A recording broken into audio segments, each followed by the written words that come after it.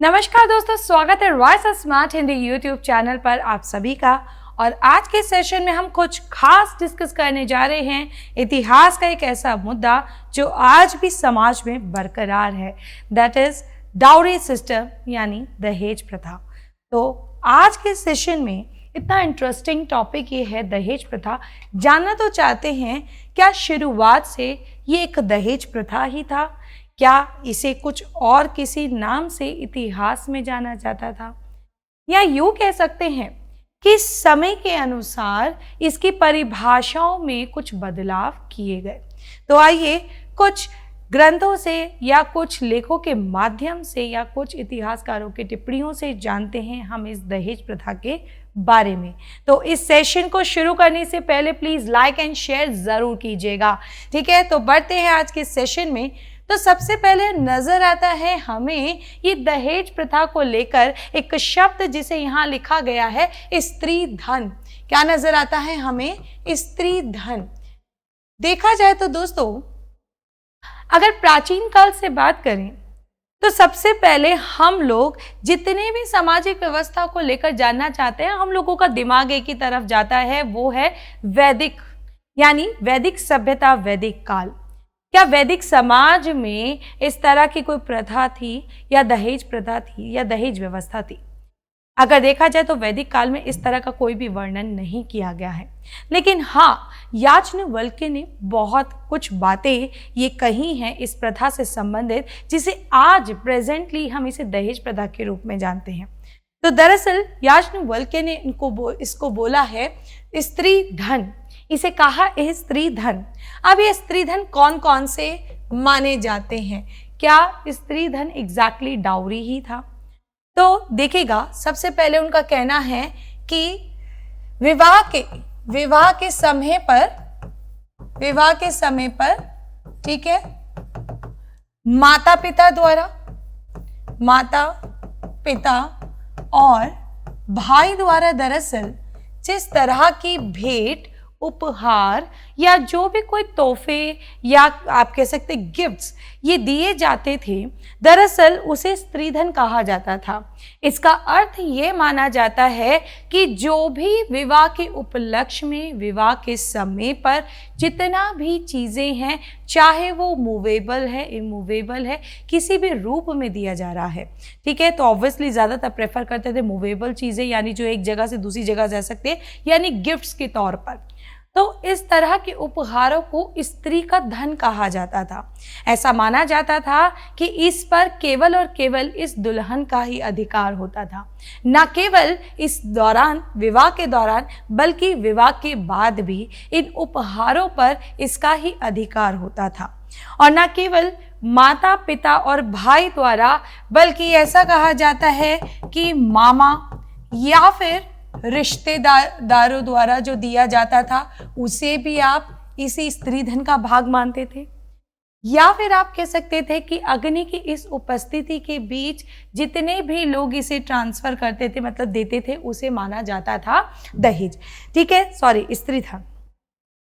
इतना ही नहीं, अगर बात करें तो उनका कहना है कि पिता अपनी इच्छा से ये देते थे, इसमें कोई भी किसी तरह का दबाव नहीं होता था, और इसका संबंध केवल और केवल किससे होता था? सिर्फ और सिर्फ इन स्त्री से होता था, ठीक है। पिता के घर से विदा होते वक्त देना, ठीक है। और इसके अतिरिक्त एक और महत्वपूर्ण चीज़ जो हमें नजर आती है वो ये कि पिता रिश्तेदार, परिवार द्वारा ही नहीं, बल्कि विवाह के बाद, ठीक है, विवाह के बाद अगर देखें तो जो पति द्वारा, पति और उसके परिवार द्वारा जो भी भेंट दी जाती थी स्त्री को, उसे भी परिवार द्वारा जो भी भेंट दी जाती थी उसे भी स्त्री धन ही माना जाता था, जिस पर स्वयं वो अधिकार नहीं जमा सकते थे। तो वहीं अगर हम देखते हैं, ऐसा कहा जाता है दोस्तों कि मनुस्मृति में भी इसका वर्णन किया गया है। अब माना जाए तो मनुस्मृति तो एक महत्वपूर्ण वर्णन जो कि हमारे जितना भी हिंदू लॉ है, जितने भी हमारे समाज का लॉ एंड ऑर्डर व्यवस्था थी, उन सब के बारे में वर्णन करता है।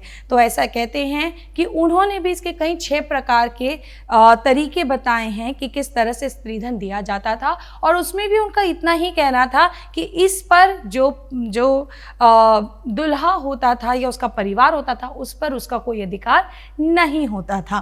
ठीक इसी तरह से अगर हम आगे बढ़ते हैं तो कुछ अथर्ववेद में भी हमें यही मतलब यही देखने को मिलता है कि अथर्ववेद में साफ कहा गया है पिता द्वारा दी गई भेंट। ठीक है, पिता द्वारा दी गई भेंट, ठीक है, इस तरह से, या उपहार आप कह सकते हैं। ठीक है, पिता की इच्छा द्वारा, यानी इस पर कोई दबाव नहीं था कि जो है पिता जबरदस्ती थी इनको देना ही होगा।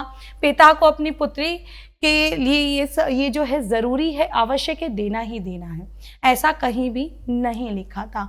और अगेन अथर्ववेद में भी ये कहा गया था कि इस पर जो दूल्हे का परिवार है, जो उसका पति है, उस पर कोई भी अपना जो है अधिकार जमा नहीं सकते थे। ठीक है, यानी स्त्री धन पर पति या उनके परिवार द्वारा कोई भी अधिकार नहीं था। यानी आप कह सकते हैं केवल और केवल कोई भी अधिकार नहीं था। केवल और केवल क्या था? स्त्री से संबंधित था। और ये क्यों ऐसा किया गया होगा, समाज में क्या सोचकर किया गया होगा, तो ये बहुत आवश्यक सवाल होता है। यानी स्त्री के लिए ये स्त्री धन दिया जाता था, जिसका अर्थ होता था उसकी सुरक्षा से। हम नहीं जानते दोस्तों, देखिए ये एक भारतीय समाज है, हम सब जानते हैं, पितृसत्तात्मक समाज। जिस पितृसत्तात्मक समाज में जो एक वंशावली है वो एक पुत्र के आधार पर है। इसीलिए स्त्रियों का जीवन माना जाए तो शुरुआत में जहाँ वो पिता के आधार पर जीवन जीती थी, वहीं एक समय के बाद पति के आधार पर, और उसके बाद भी पुत्र के आधार पर ही उनके जीवन को माना जाता है। यानी पहले पिता, फिर पति और फिर पुत्र। अगर ऐसे में कुछ अगर देखा जाए तो ये जो फेज है स्त्री का, इस फेज के बीचों बीच अगर स्त्री को अपनी सुरक्षा चाहिए या अपने कुछ अधिकार चाहिए, तो वो स्त्री धन को लेकर सुरक्षा दी जाती थी। तो इसे आप कह सकते हैं स्त्री धन क्या है, एक प्रकार का स्त्री की सुरक्षा से संबंधित है।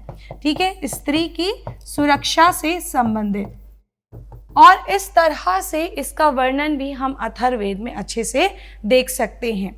लेकिन इतना ही नहीं, जब हम बात करते हैं स्त्री धन को लेकर, तो अलग अलग लोगों, इतिहासकारों द्वारा भी इसका वर्णन किया गया है। उनका कहना है कि जब उन्हें इस तरह के प्रमाण या साक्ष्य मिले तो उन्होंने इसका क्या ऑब्जर्वेशन किया था। जैसे कि अगर हम बात करते हैं माइकल विट्ज़ल के अनुसार क्या है, प्राचीन भारतीय साहित्य से पता चलता है कि वैदिक काल में दहेज प्रथा महत्वपूर्ण नहीं थी। यानी ये दिन पर हम देखते हैं कि महत्वपूर्ण थी या इतनी ज़्यादा ये रेगुलर में थी या इतनी ज़्यादा प्रैक्टिस में थी, तो ऐसा नहीं है। विट्ज़ल ने यह भी लिखा है कि प्राचीन भारत में महिलाओं को या तो नियुक्ति के आधार पर या जब उनके कोई भाई नहीं थे तब संपत्ति में विरासत का अधिकार प्राप्त होता था। बिल्कुल सही है। ऐसा भी हो सकता है कि ये जो हम देखते हैं, ये जो उनको मिला है, आधार मिला है, तो इच्छापूर्वक तो देते ही थे, लेकिन कई बार हम देखते थे कि संपत्ति पर जहाँ पर स्त्री का पूर्ण रूप से अधिकार है, तो हो सकता है विशेष रूप में वो उन परिवारों में हो जिनका खुद का कोई वारिस ना हो। ऑब्वियसली ऐसा भी हो सकता है कि किसी के पुत्र ना हो या कोई मतलब जो है परिवार में पुत्री ही जन्मी हो, उनका कोई भाई ना हो, तो तब ऐसे में हम कह सकते हैं कि मतलब यहाँ पर सिर्फ और सिर्फ स्त्री का अधिकार ही देखा गया है। और क्यों ना हो, ऐसे बहुत से राजवंश, राज परिवार थे जिनके बाद हम देखते हैं कि उनके पुत्री के जो पति यानी उनके दामाद द्वारा जो है प्रशासन किया गया था। ऐसा इतिहास में बहुत सारे हमें जो एक कह सकते हैं इंसिडेंट्स देखने को मिलते हैं। इंसिडेंट्स भी नहीं कहेंगे, एग्जाम्पल्स हम कह सकते हैं, उदाहरण हमें देखने को मिलते हैं। ठीक है, तो यहाँ पर ऐसा नहीं है कि स्त्री का कोई भी योगदान, उनका मतलब कोई भी जो वो था मतलब अधिकार था, वो नहीं था। ठीक है। और लेकिन इसे एग्जैक्टली दहेज का रूप आप नहीं दे सकते हैं। हालांकि कई जगहों पर इसे दुल्हन का एक तरह से प्राइस, मतलब ब्राइड प्राइस जिसे हम कहते हैं, दुल्हन का एक तरह से जो प्राइस लगाया जाता है उसे इस तरह से कहते हैं। कई जगह ये फिक्स कर दिया जाता है, लेकिन इस समय के साथ हुआ था इस तरह से। हमें प्राचीन में कोई भी जो प्रैक्टिस है, डाउरी प्रैक्टिस इस तरह से नहीं मिलती है। उसका अर्थ सिर्फ और सिर्फ किससे था? स्त्री धन से था। अगर देखिए दोस्तों, तो कहाँ दूर जाते हैं आप, वैदिक काल में कितना स्त्रियों को जो है मतलब आज़ादी दी गई थी, कितनी वो इंडिपेंडेंट होती थी, कितनी स्वतंत्र होती थी, जहाँ पर उनको शिक्षा लेने का भी अधिकार होता था, जहाँ पर अगर वह विवाह नहीं करना चाहती थी तो इस तरह का भी अधिकार था। तो वहीं स्त्री को सुरक्षा देने का भी ये एक प्रकार का क्या था? एक व्यवस्था थी। ठीक है। वहीं दूसरी तरफ हम देखते हैं कि मैकडोनल और कीथ का कहना है कि ब्रह्म और देव विवाह में भी वधू धन का भुगतान किया जाता था। पुराण में उल्लेख है कि प्राचीन भारत में महिलाओं के लिए संपत्ति के अधिकार में वृद्धि हुई है। यानी अगर आप देखिए, यहाँ पर पुराण तक की बात आ चुकी है। जैसे कि पहले स्टार्टिंग में ही कह रहे ब्रह्म और देव विवाह। एक्चुअली मनुस्मृति में कुछ विवाहों को लेकर ऐसा कहा जाता था कि ये जो है स्त्रीधन दिया जाता था, लेकिन वहां पर देव, ब्रह्म और देव विवाह को लेकर नहीं कहा गया। इनके अनुसार कहना है कि ब्रह्म और देव विवाह में भी ये जो है वधू धन, यानी जो ब्राइड प्राइस की मैं आपसे बात कर रही थी, ब्राइड वेल्थ की जो बात कर रही थी, वहां पर भी इसका चलन था। तो वहीं पुराण में भी कहा गया है कि स्त्रियों की संपत्ति में भी काफी जो है वृद्धि की गई थी। तो हो सकता है कि समय के अनुसार वृद्धि की गई है, उनकी सुरक्षा को और भी अच्छा बनाने के लिए किया गया, लेकिन कुछ इस तरह से नहीं जो व्यवस्था हमें पिछले दशकों में या लास्ट सेंचुरी में देखने को मिलता है कि ये डाउरी सिस्टम कितना घातक हो चुका था हमारे देश में। ठीक है। तो इसके अलावा अगर हम देखते हैं, भारत में एक दौर था, हम जानते हैं कि जब भारत में अलेक्जेंडर द ग्रेट यानी सिकंदर महान का आक्रमण हुआ, और सिकंदर महान के आक्रमण पे यूँ तो बहुत लोगों ने जो है, मतलब जो लेखक थे, जो राइटर थे, उन्होंने काफ़ी कुछ लिखा है, जिनमें वर्णन करते हैं एरियन का और मेगास्थनीज। तो एरियन और मेगास्थनीज ने जो ग्रंथ लिखे थे, जो हिस्ट्री ऑफ इंडिया लिखी थी, मतलब इन्वेजन ऑफ अलेक्जेंडर, ठीक है, तो उसमें हम देखते हैं कि उनके इन्वेजन के दौरान जो है इस तरह का कोई भी वर्णन नहीं मिलता। जैसे कि एरियन क्या कहते हैं, एरियन खुद ही इस बात को कहते हैं कि यहाँ पर किस चीज़ का उनको नज़र आता है कि भारत में कोई भी डाउरी नहीं है, lack of dowry in India. इसी का आपको हिंदी का भी ट्रांसलेशन आपको नेक्स्ट स्लाइड पे मिलेगा, इसलिए चिंतित होने वाली बात नहीं है। ठीक है। तो वहीं पर इनका कहना था कि दरअसल क्या है, for these ancient Indians marriage followed a unique custom. Unlike others, they didn't prioritize wealth or dowry when choosing a bride. Instead, beauty and other physical qualities held the most importance. इनका मानना है, इनका कहना है, एक बार हम हिंदी में और चल लेते हैं, हालांकि मैं एक्सप्लेन करती रहती हूँ आपको। इनका ये कहना था कि दरअसल इनके लिए कुछ ऐसे समय पर देखा गया है कि डाउरी उनके लिए महत्वपूर्ण नहीं होता था, या जो संपत्ति स्त्री लेकर आती थी विवाह के समय पर, उन्होंने इस चीज़ को अहमियत नहीं दी थी। उन्होंने अहमियत किस चीज़ को दी थी कि जिस स्त्री से वो विवाह करना चाह रहे हैं या विवाह करने जा रहे हैं वह सुंदर हो और इस तरह से आकर्षित हो। ठीक है, उनके गुणों को लेकर उन्होंने ध्यान दिया था। ये एरियन ने अपने ग्रंथ में लिखा है, जब उन्होंने भारत में अलेक्जेंडर के इन्वेजन के दौरान लिखा था, तो उनके एक और जो ग्रंथ हैं, उनका जो एक और बुक है, उसमें उनका वर्णन क्या है, अन्य संस्कृतियों के विपरीत भारतीयों ने विवाह के दौरान दहेज का आदान प्रदान नहीं किया। इसके बजाय अविवाहित महिलाओं को उनके पिता द्वारा सार्वजनिक रूप से प्रस्तुत किया जाता था। जो पुरुष कुश्ती, मुक्केबाजी, दौड़ आदि या शारीरिक कौशल के किसी अन्य प्रदर्शन जैसी प्रतियोगिता में विजयी होता, वह विवाह में महिला का हाथ जीत लेता। कुछ याद आया इस तरह से? यानी भारत में इस तरह से प्रतियोगिताएं होती थी, कॉम्पिटिशन्स होते थे, जिन कॉम्पिटिशन्स में क्या होता था कि राजा डिक्लेयर कर देते थे कि जो भी इसमें प्रतियोगिता में कॉम्पिटिशन में विजयी होगा, उनका विवाह हम अपनी राजकुमारी से करवाएंगे। कुछ इस तरह की चीज़ें हमें नज़र आती है भारत के कई इतने जो साम्राज्य हैं जिनका वर्णन है, कुछ अवर्णित साम्राज्य हैं, ठीक है। तो उनमें इस तरह का ये जो चलन था ये तो हम जानते हैं आम है, क्योंकि यूँ ही हमने देखा है कि रामायण में, इसे एग्जाम्पल बहुत अच्छे से हम देख सकते हैं। रामायण में भगवान श्री रामचंद्र जी अगर जनक जो ये जो है जानकी जी यानी जो राजा जनक थे, उनकी पुत्री जानकी यानी सीता माता का जब विवाह हुआ था तो उन्होंने भी राम से विवाह करने से पहले ये बात कही थी कि इस प्रतियोगिता में जो विजयी होगा, जिनमें उनको बाण को तोड़ना था। तो इस तरह से जो स्वयंवर की दरअसल हमारे भारत में जो ये कस्टम हमें जो नज़र आ रहा है एरियन के स्लेक पर, ऐसा कुछ लग रहा है जैसे भारत में पहले स्वयंवर होते थे। स्वयंवर के दौरान इस तरह से जो है कई बार प्रतियोगिताएं रखी जाती थी, तो कई बार इच्छा पूर्वक जो है स्त्री जो है विवाह करती थी। इसका मतलब उन्होंने कहा कि यहाँ पर जो है डाउरी सिस्टम जो है, दहेज प्रथा जो है कुछ इस तरह से प्रतीत नहीं होती, नजर नहीं आती है। तो वहीं पर बाद में जाकर हम देखते हैं अल बिरूनी। दरअसल हम कैसे भूल सकते हैं कि मध्यकालीन भारत जो कि इतिहास का इतना लंबा दौर रहा है और इसमें भी इतिहास के कई पहलू देखने को मिलते हैं, तो उसमें भी उस दौरान भी हम लोग कहीं ऐसे लिखित वृत्तांत के हिसाब से अगर देखें, उसके अनुसार देखें तो बहुत लोगों का वर्णन मिलता है। जैसे अब अल बिरूनी के कथन को लेकर कहते हैं, 11वीं सदी के विद्वान अल बिरूनी के अनुसार भारत में बेटियों को विरासत का अधिकार प्राप्त था, हालांकि उन्हें अपने भाइयों की तुलना में छोटा हिस्सा मिला। विरासत का केवल 1/4 विवाह के बाद यह विरासत उनकी निजी संपत्ति बन गई। अल बिरूनी का सुझाव है कि शादी के बाद बेटियों अपने माता पिता से आगे की विरासत या आय का अधिकार खो देती थी। यानी देखा जाए तो ठीक अल बिरूनी का वर्णन कुछ ऐसा नहीं मिल रहा जैसे अभी हमारे प्राचीन वर्णन में मिलता है। देखा जाए तो वो भी इसी बात को दोहरा रहे हैं कि पिता की संपत्ति में 1/4 भाग, यानी भाइयों के मुकाबले उन्हें कितना भाग मिलता था, 1/4।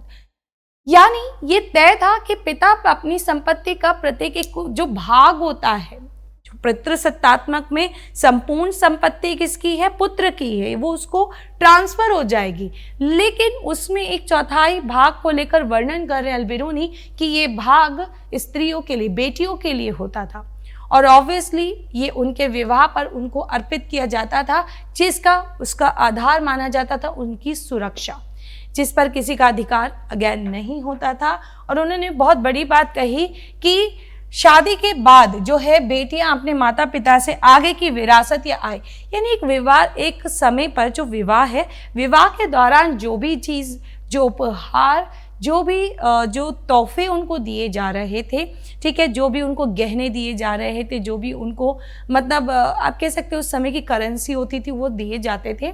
लेकिन उसके बाद पिता की जो, माता पिता की जो संपत्ति है, पुत्री उनसे कोई भी अब ये जो है उम्मीद नहीं कर सकती थी कि उनको ये आगे आय मिलती रहेगी। ठीक है, इस तरह का जो एक आय है वो उनको विवाह के दौरान मिल गया। उसके बाद आगे की आय के लिए वो अपने पति और उनके परिवार पर निर्भर होती थी। ठीक है, तो यानी अल बिरूनी ने ठीक उसी तरह से बताया जैसा कि हमें अब तक देखने को मिलता है। और मध्यकालीन भारत के दौरान की बात करें तो मध्यकाल में ये दौर जो था चलता रहा यूं ही, क्योंकि हम आधुनिक भारत यानी मॉडर्न इंडिया तक देखते हैं तो डाउरी सिस्टम तो बरकरार था। इसका मतलब ये डाउरी सिस्टम बना रहा और ये चलता रहा। हालांकि समय के साथ साथ ही इस पर निर्भर करता है कि डाउरी सिस्टम जो था क्या शुरुआत में कुछ ही परिवारों में होता था या आम परिवारों में भी ये चलन था। तो एक जगह ऐसा भी माना जाता है कि ये जो डाउरी सिस्टम जो स्त्री धन के रूप में हम देखते हैं, जितना अभी तक हमने समझा, दरअसल ये उच्च परिवारों में हायर स्टेटस के जितने भी जो फैमिलीज होती थी उनमें एक तरह से ही चलन होता था। लेकिन बाद में जाकर मतलब आम परिवारों में ज़्यादा से ज़्यादा क्या होगा कि कंपेंसेट, ब्राइड को कंपेंसेट करने की एक छोटी मोटी भेंट तो चलती होगी, लेकिन इतने ह्यूज लेवल पर हमें नज़र नहीं आता होगा। तो वही हम देखते हैं कि समय के साथ साथ ये आम अन्य परिवारों का भी हिस्सा बन चुका था। जहाँ पर मॉडर्न एरा में हम देखते हैं कि मॉडर्न एरा में अब तो ये जो परिभाषा थी कुछ बदल ही गई थी। स्त्री धन यानी स्त्री का धन, जिससे संबंध स्त्री के धन से होना चाहिए स्त्री को, यानी जो उसके माता पिता ने इच्छा पूर्वक दिया। लेकिन बाद में जाकर ये कुछ ऐसा लगा कि आगे से अब ये मांग की जा रही है, यानी सामने से ग्रूम की जो फैमिली है, यानी जो दूल्हे के परिवार है, उनसे अब कुछ मांग की जा रही है। और इस तरह से ये जो मांग थी कई बार तो पूर्ण कर दी जाती थी, लेकिन कहते हैं ना दोस्तों कि जब एक बार एक चीज़ की आदत हो जाती है तो फिर वो बार बार हम उसकी इच्छा रखते हैं, तो कब तक ये चलता रहता। फिर इसे पूरा करने के लिए कुछ परिवार सक्षम थे तो कुछ परिवार सक्षम नहीं थे। इसके लिए कुछ कारण भी सामने आते हैं, ठीक है। कुछ कारण सामने ये आते हैं कि जैसे अगर हम फैक्टर्स की बात करें, इकोनॉमिकल फैक्टर्स हैं, सोशल फैक्टर है, रिलीजियस फैक्टर्स है। जैसे इकोनॉमिकली देखा जाए तो दरअसल ये एक आधार बन चुका था, मान लीजिए कि एक अपेक्षा होने लगी थी कि ग्रूम परिवार को कि हमारा अगर ये बेटा है तो ये बेटा है तो हमने इनके विवाह पर सामने से उम्मीद है कि बहुत कुछ लेकर आएंगे। तो वहाँ से ये अपेक्षा जो है, इसकी परिभाषा, स्त्री धन की परिभाषा को बहुत कुछ बदलने लगी। तो कुछ ऐसा भी होने लगा कि यहाँ पर पिता और उनके पितृसत्तात्मक समाज को भी डर रहता था कि ये जो संपत्ति है इसका तो संबंध पुत्र से है, और पुत्री के लिए बात किया जाए तो इसके लिए एक स्त्री धन का भाग है। लेकिन ऐसा ही ना हो कि पूर्ण रूप से संपत्ति का ही वली वारिस बने बैठे रहें। तो इसी कारण कहीं ना कहीं ये सोच बढ़ावा देती है कि ये कब टूट सकता है। अगर पितृसत्तात्मक की संपत्ति से पुत्री का संबंध तोड़ना है तो ये कब संभव हो सकता है, उसके विवाह। तो बेहतर है उसके विवाह पर उसको एक इस तरह से सेटिस्फाई करने वाली संपत्ति दी जानी चाहिए। ये पिता की अर्थव्यवस्था के अनुसार होता था कि ताकि अब बाद में उसका अधिकार यहीं रुक जाए और आगे की जो पितृसत्तात्मक संपत्ति है वो एक सिक्योर हो जाए, सेफ हो जाए कि वो आगे के हमारे जो पुत्र हैं उनके लिए वो संपत्ति है। तो वहीं सामाजिक रूप से देखा जाए तो ऐसा भी माना जाता है, जैसे इन लॉज फैमिली में ये सोचा जाता था कि ये तो एक ऐसे परिवार से आए हैं जो हमारे मतलब ये हमारे गैर परिवार मतलब हमारे परिवार से नहीं है, दूसरे परिवार से हैं, और इनका सदस्य होने के लिए इन्होंने अब इनका भार उठाना है तो इनको भी आवश्यक है कुछ ना कुछ इस सपोर्ट जो लेकर आई हैं उनसे उनको हेल्प मिले, यानी इन लॉज की फैमिली को हेल्प मिले ताकि लाइफ टाइम जो है इनका ये भार उठा सकें। इसीलिए जो सुरक्षा के तौर पर, जो अर्थव्यवस्था के तौर पर आर्थिक रूप से हम देखते हैं जो स्त्री का धन होता था वो कहीं ना कहीं इस चीज़ को महसूस करके खुद ही ट्रांसफ़र करती थी। इच्छापूर्वक उनको लगने लगता था कि नहीं, अब तो सारा संसार ही मेरा ये है तो मुझे इन्हें ही सब कुछ देना चाहिए, ठीक है, तो इन संपत्ति में मेरा क्या अधिकार, इन्हें ये संपत्ति ट्रांसफ़र कर देनी चाहिए। तो कहीं ऐसी जगह भी लिखा होता था जहाँ पर वर्णन किए गए हैं, कुछ हिंदू लॉ के दौरान ऐसा कहा जाता था कि अगर स्त्री बिना किसी संतान, निसंतान, यानी अगर निसंतान उसकी मृत्यु हो जाती है, ठीक है, तो संतान भी नहीं है, यानी उसकी जो प्रॉपर्टी उसकी संतान को भी नहीं मिल सकती, तो तब ऐसे में उसकी जो प्रॉपर्टी रह गई है उस पर पति का अधिकार हो सकता है। यानी कुछ ना कुछ उन विचार और उन सोच के साथ मॉडर्न टाइम में इसकी विचारधारा बदलने लगी, और इस कारण से जो हम देखते हैं ये समाज का हिस्सा बनने लगा। तो वही दूसरी ओर देखते हैं अन्य धर्मों में भी इसका प्रचलन होता है। यानी अब दहेज व्यवस्था क्या आप हिंदू धर्म में ही समझते हैं दोस्तों? नहीं, समाज के कई धर्म संप्रदाय में हमें नजर आता है। जैसे एग्जाम्पल के तौर पर हम इस्लाम धर्म की बात करते हैं, इस्लाम धर्म में भी हमें दहेज व्यवस्था अच्छे से नजर आता है।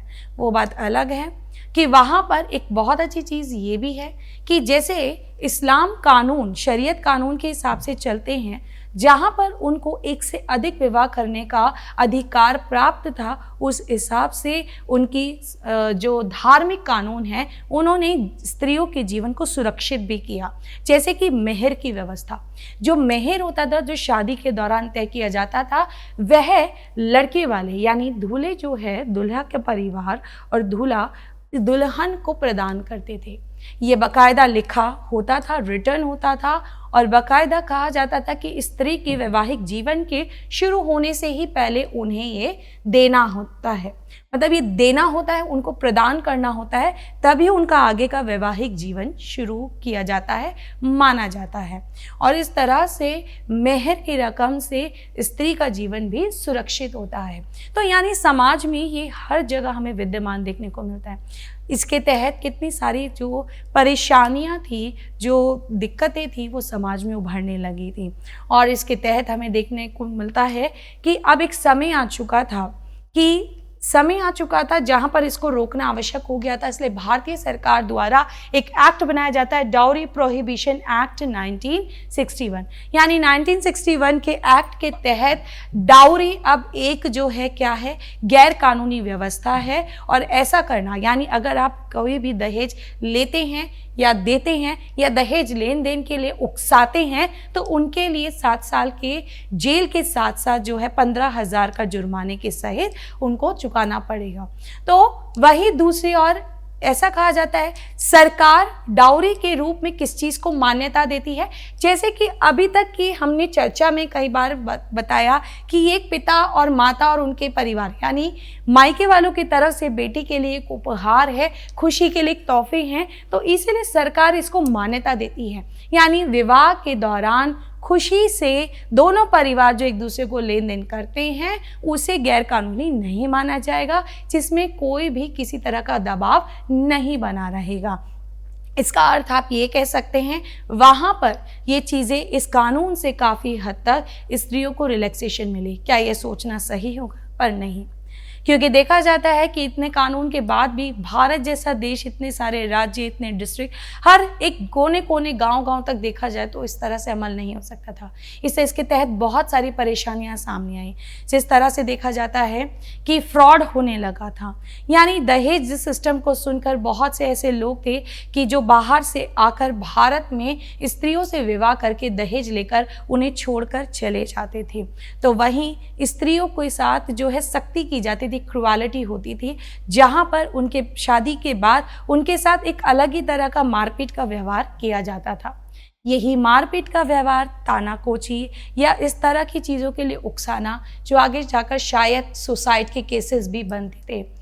और कई बार तो डोमेस्टिक वायलेंस इतना हद तक, यानी आम तौर पे मारपीट करना दहेज को लेकर इस तरह से होता था कि कई बार उन्हें मर्डर तक के लिए यानी मारने तक की साजिश की जाती थी। इसी कारण से कहा जाता है कि फिर से इस दिशा में कार्य करना आवश्यक हो गया। और ये केसेस जब बढ़ते गए तो उस दौरान भारतीय सरकार द्वारा लागू किया गया protection of women from domestic violence act 2005, जिसके बाद से हम देखते हैं इन चीज़ों को कंट्रोल करने का काफ़ी हद तक प्रयास किया गया और इस तरह से जो दहेज है उसको रोकने की कोशिश की गई। हालांकि आज भी आप देखते हैं समाज में ये पूर्ण रूप से समाप्त तो होता ही नहीं है, लेकिन आज की स्थिति बहुत हद तक बेहतर है। जैसे कि हम देखते हैं अब दहेज क्योंकि काफ़ी लोगों ने लेन देन के लिए प्रोत्साहित करना खुद बंद कर दिया है, तो अब लोग परिवारों में जो विवाह का माहौल होता है उसमें काफ़ी खर्चा करके जश्न मनाते हैं, खुशियाँ मनाते हैं, ठीक है। और इस तरह से खुशी खुशी आदान प्रदान जो है उपहार या गिफ्ट्स का देते हैं, मतलब गिफ्ट्स देते हैं, कैश देते हैं, चाहे फिर वो किसी भी फॉर्म में हो, ठीक है। तो इस तरह से काफ़ी हद तक ये डाउरी व्यवस्था को हम समझने का प्रयास करते हैं, जो हमारे प्राचीन काल में इसे स्त्री धन से लेकर आज इसे हमने कन्वर्ट कर दिया है डाउरी सिस्टम तक। और यही हमारा संविधान कहता है दोस्तों, वुमेन्स प्रॉपर्टी, यानी पिता की संपत्ति में पुत्री का अधिकार। वुमेन्स प्रॉपर्टी यानी स्त्री, वुमेन्स स्त्री, प्रॉपर्टी मतलब धन। यानी बहुत हद तक जो हमारे प्राचीन काल में चीज़ें कही गई थी वो बहुत ही अर्थपूर्ण होती थी, उनके बहुत ही मीनिंग्स होते थे, जिसे आज संविधान पूर्ण रूप से मान्यता देता है और मॉडर्न इंडिया इसको गवाह करता है, ठीक है, गवाह देता है। तो आज का हमारा सेशन यही था डाउरी सिस्टम पर। तो कैसा लगा ये आज का सेशन मेरे साथ, इसे ज़रूर बताइएगा, कमेंट बॉक्स में ज़रूर लिखिएगा और इसे लाइक शेयर ज़रूर कीजिएगा।